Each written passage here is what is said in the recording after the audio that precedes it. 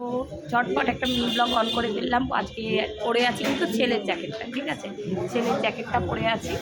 কেমন লাগছে বলো আজকে।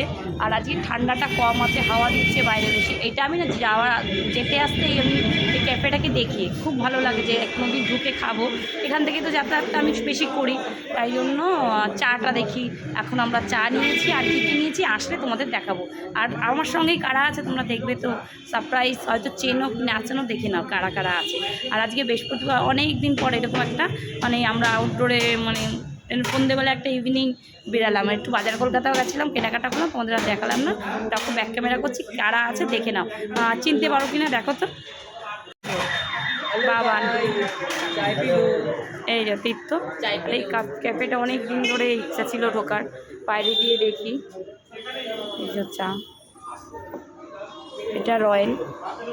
এখানে বিরিয়ানি আমরা অর্ডার দিয়ে সেই খেয়েছি, কিন্তু এইখানকার বিরিয়ানি ওর অর্ডার দিয়েছিলাম না এখানে।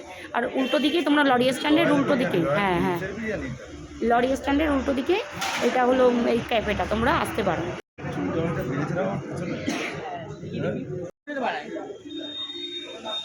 আমি একটা গান দেবো, এক কাপ চা হাতে নিতে মনে পড়ে যায়।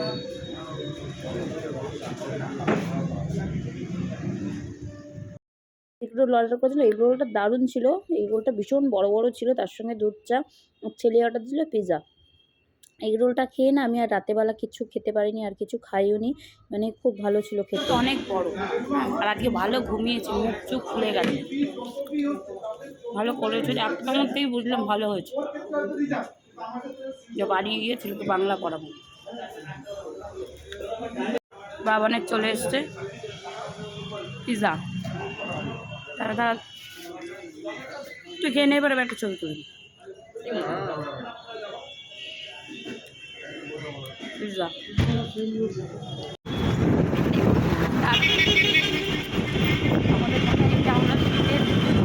ফ্লিপকার্টে